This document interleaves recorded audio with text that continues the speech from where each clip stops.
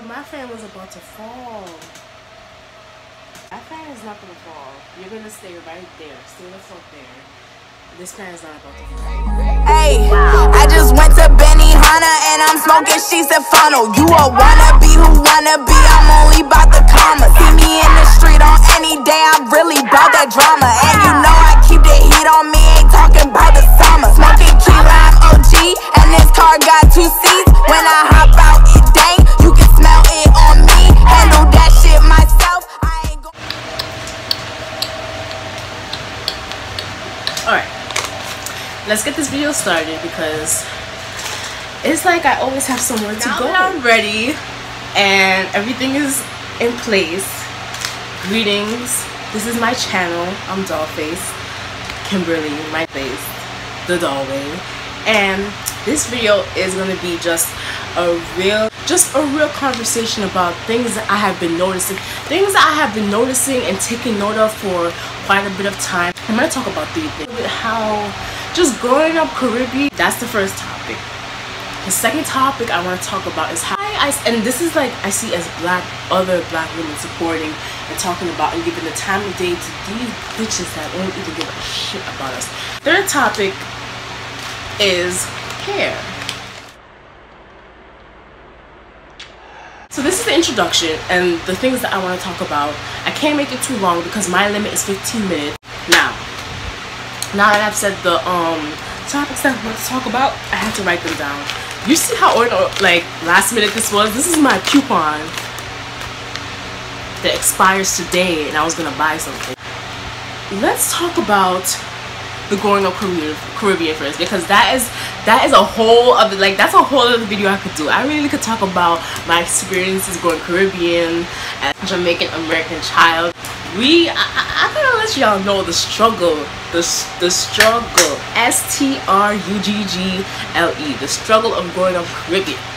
But I'm kind of grateful because who knows the way it would have turned out if I was, for some of these parents, some of these kids, some of these kids, I'm sorry, but the generation, like, not just, like, even before when I was, like, I remember when I was in middle school, and this was when I was in public school, because before I was in private school, when I was in public school, and I used to see some shit kids would be doing. I remember not even cursing. I never cursed until like, was it 6th grade? I think like 5th, 6th grade, because I would see other people cursing, and I'm like, people curse in public school. I'm like, people curse? Oh my god, people curse, oh my god. And then it, obviously became normal because that was the norm when I moved, transition. Like that was another thing too with my childhood, transitioning from private school to public school. Like that's a whole, like, oh my god, I have so many stories I could tell y'all. But back to the main thing. Main thing. Growing up Caribbean. Oh my god, my mind just went blank. My mind just went blank. Beatings, okay. This you see this? The beatings, I never got that many. It's crazy, I never got that many beatings, honestly. No. My little brother did. He used to get a bad beating. Besides that, growing up. Now, I'm gonna kind of skip forward from when I was younger to like middle high school, because when I was in middle school, high school, I noticed the difference. Oh, having boyfriends. Having a boyfriend was way out of the question, like way out of the question. I was like, the word boyfriend, it almost was like a taboo. Like, not that it didn't exist, but it was like, why would you think of? Yeah, it was like, why would you think of that? Why would you think of that? You're in school. What do you need a boyfriend for? Yeah, that type of mentality. That type of mentality. And this is like high school, like, like everyone's a little booed up, they got their little boyfriend, their little girlfriend. It's like, I'm over here single, and it's like, couldn't even sneak or nothing, because my black ass, as soon as school's over, yes, this is another thing, I never understood how some kids would have a curfew. Curfew?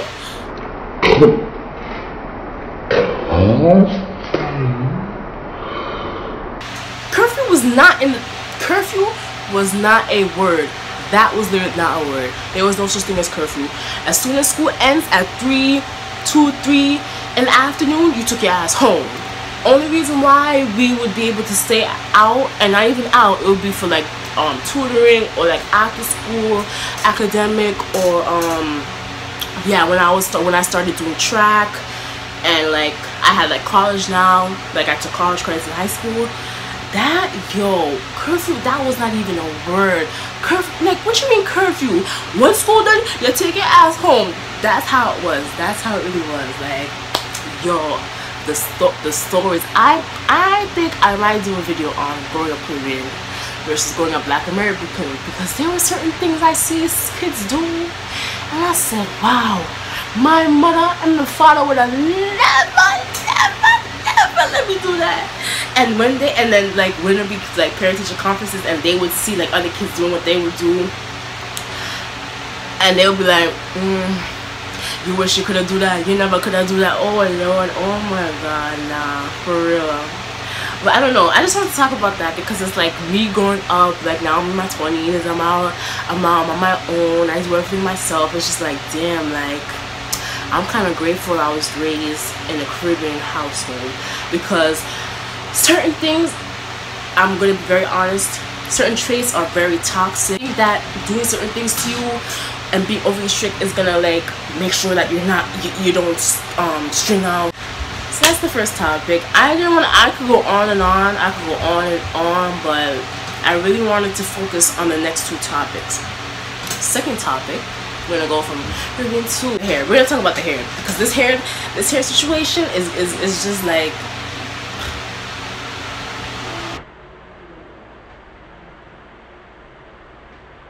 why would you say that? Why would you say that? Do you know how strong our hair is? Do you know how beautiful our hair is, regardless if it's 3A or 4C? Like, do you know how beautiful our hair is? But yes, let's really get into this, because it's something that I've been really noticing for a while.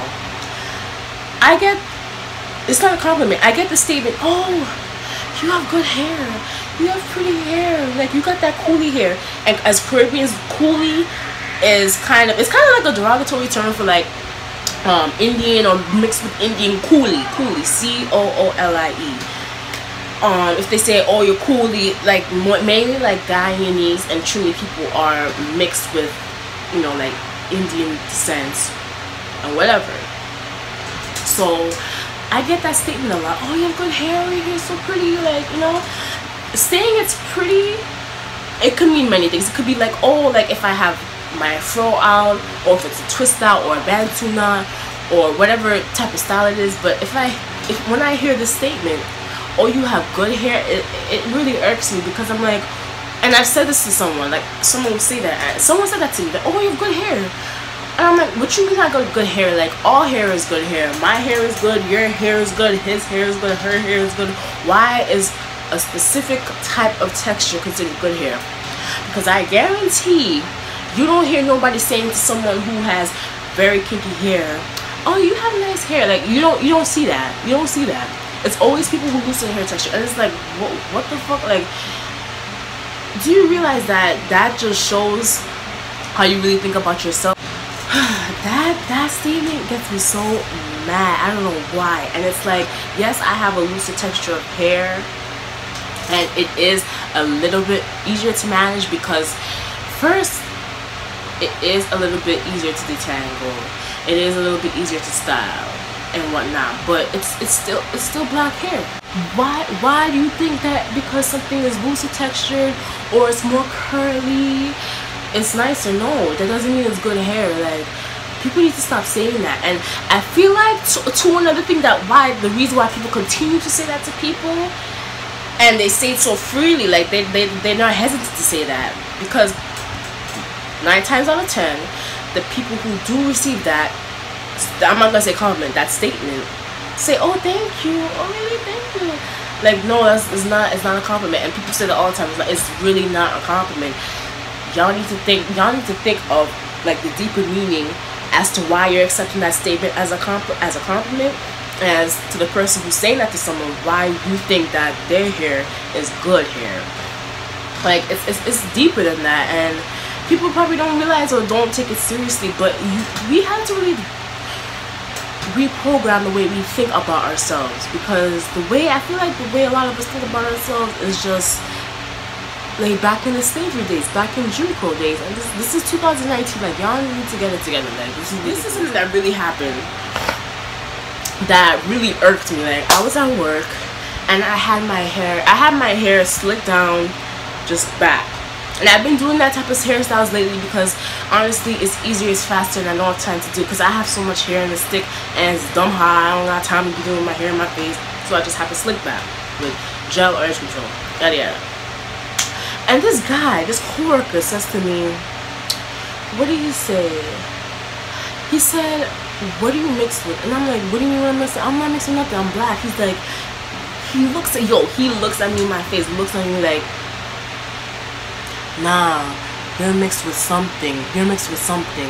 I'm like, no, I'm completely black. Both of my parents are Jamaican, black, came from like mixed with what? I'm black. He looks at me, nah, you're mixed with something. You sure you're not mixed with something? I said, no, I'm not mixed with anything. Looking at him straight in my face, and he's like,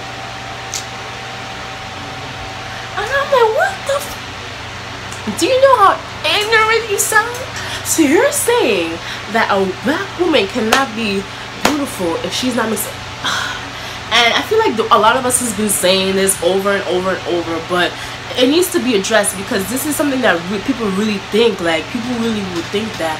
And I noticed too, instead of saying, oh, you're pretty, they'll ask me like are you half Spanish, or like, yeah, like, are you Honduran, are you like mixed with this? And I'm like, no, I'm black. I'm like, oh, okay. I'm just the hair thing and the mixed thing just really irks me because I personally do not take it as a compliment. I don't care. I don't take it as, it's not a compliment. It irritates me. It's like, so it just shows the level of ignorance that we still have. But we're gonna transition now into the next topic that I really want to talk about, which is focusing on irrelevant people who do not even give a shit about our problems in our community. They don't care about us. They over there rich, famous, getting their bag, doing this, doing that, and they don't care about us. But we're talking about them, and we're getting mad about things that they say about us or statements, and it's just like, it doesn't make sense. Why are we even averting our attention to them when we need to focus on a lot of things within our community other than what people like Chris Brown is saying, like what Cardi is saying, like what's going on with the royal family. Like, I don't care what nobody's gonna say, but I'm gonna tell y'all right now, I don't give a fuck about that motherfucking royal family, because what the fuck are they gonna do for us? What are they doing for us? What? And we already worrying about them and trying to take up for them and say, oh, they probably didn't mean it like that. Yes. Whatever they said, they meant it. That's why they said it, right? Okay. End of story. Plenty of other tragedies and catastrophes going on with black people, because I be focusing on black people. There's sex trafficking going on, human trafficking, organ harvesting, and this is stuff that's been going on, and it's kind of just washed to the side. And honestly, I don't know if it's because people don't want to really think about the things that are going on in the world and get overwhelmed and get depressed, because when you really think about all the stuff that's going on, that shit really can have you depressed and angry and just like, what can I do? But you need to acknowledge it. The least you could do is talk about it. Tell someone. Bring awareness to it so people can know what is. We talk about this, but we as a people should create generational wealth and start really thinking about what we're going to pass down to our children. And if you don't have children within your family, within your siblings, your parents, like, we can't just die and not have anything passing down to our kids, because at the end of the day, the cycle of poorness is just literally going on and on and on. Everybody's getting richer and richer, and we're just at stagnant, because we're not leaving stuff for our children. We're not in like wills or insurance or savings accounts. Like that's another thing. Like I'm not versed in finances, but I'm trying to learn more with investing and things like that to really get that bag. Like I don't want to be rich. I want to be wealthy. I want to be wealthy.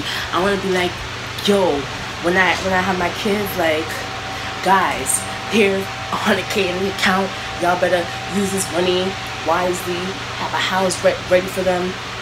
Say they have nowhere to go, they have a house to live in, like stuff like that. Like, and that's what I think about, because I feel like a lot of people don't really think about that, because I don't know. I hope you guys liked what I had to say. If you don't, too bad, but I know it's the truth. And if you did, share the knowledge, spread the knowledge, tell people. Like we all there's always something to learn. Every day you learn something new. So hopefully you learned something new with this video today. And I'm gonna see y'all in the next one. Bye, bitches.